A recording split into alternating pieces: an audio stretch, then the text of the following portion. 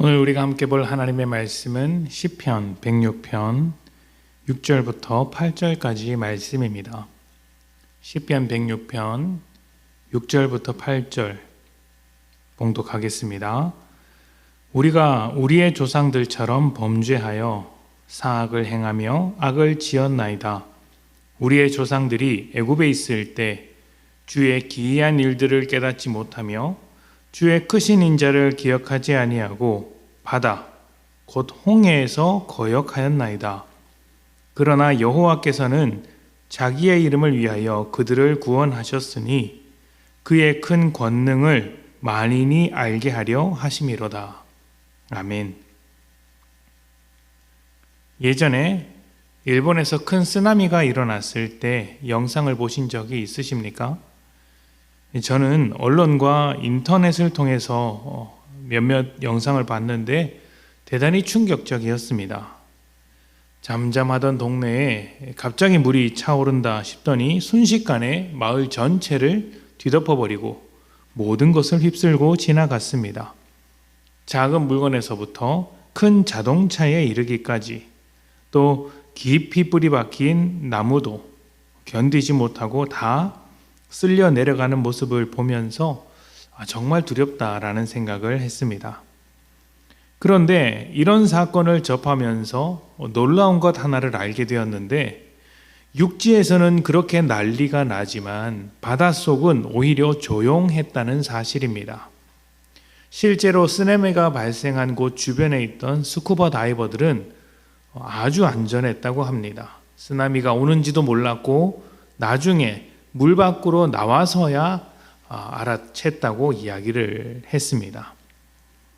이런 이야기를 들으면 꼭 우리 인생과 같다는 생각을 합니다. 쓰나미와 같은 감당할 수 없는 문제들이 갑자기 밀려와서 내 삶을 흔들어 놓을 때가 있는데 물속 깊이 들어간 다이버들처럼 인생의 깊이를 만들어주는 것들을 놓치지 않고 있다면, 깊이 들여다볼 수 있다면 흔들리지 않고 평안할 수 있겠다라는 것이죠. 오늘 말씀은 홍해 앞에서 불평한 이스라엘의 이야기입니다.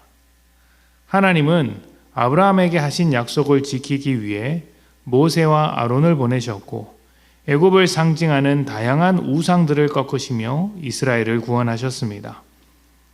그것을 대표적으로 보여주는 사건이 열재앙 사건이었죠. 하나님께서 바로와 애굽을 그렇게 쉽게 이길 것이라고는 이스라엘 기대하지 않았고 모세도 마찬가지였습니다. 아브라함에게 하신 약속을 지키시기 위해 하나님께서 일하신 결과인 것이죠. 노예 생활을 끝내고 애굽을 탈출했을 때 이스라엘은 어떤 생각을 가지게 되었을까요? 적어도 애굽에서 살던 때보다 좋아질 것이라는 기대가 있지 않았을까요?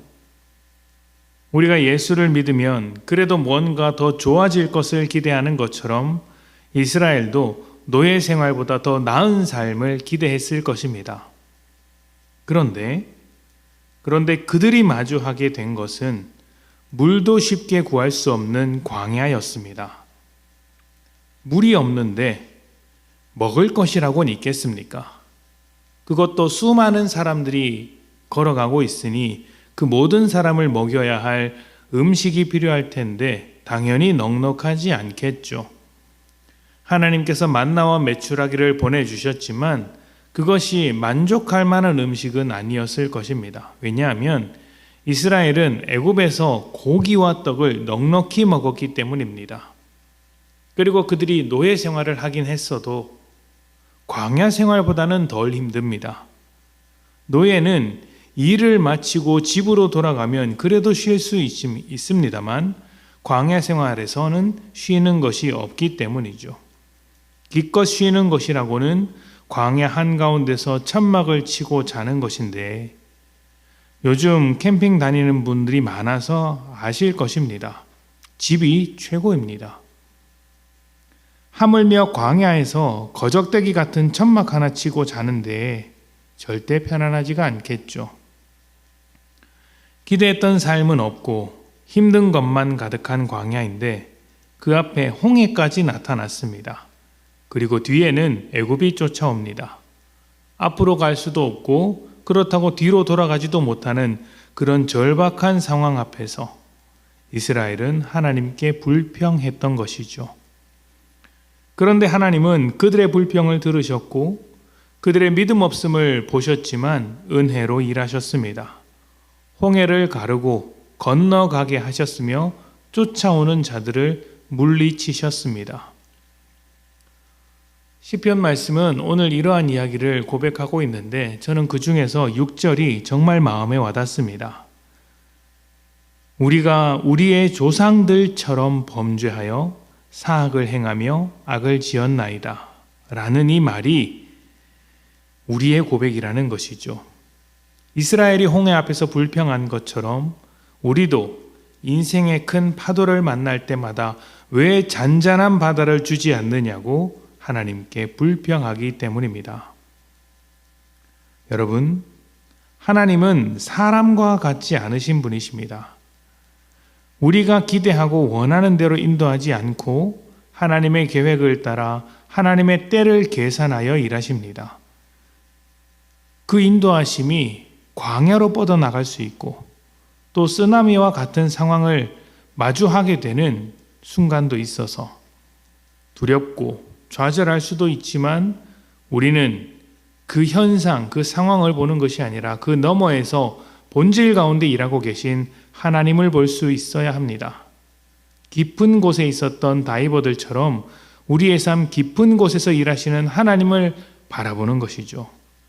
그렇게 할 수 있다면 하나님의 기이한 일들, 우리를 향한 구원의 역사와 인도하시는 하나님의 그 놀라운 뜻을 깨닫게 되는 것입니다. 내가 처한 상황과 문제를 가지고 하나님을 이해하기보다 하나님으로 내 문제와 상황을 풀어갑시다.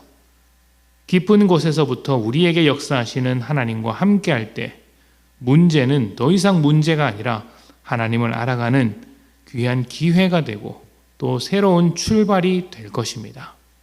우리 함께 기도합시다.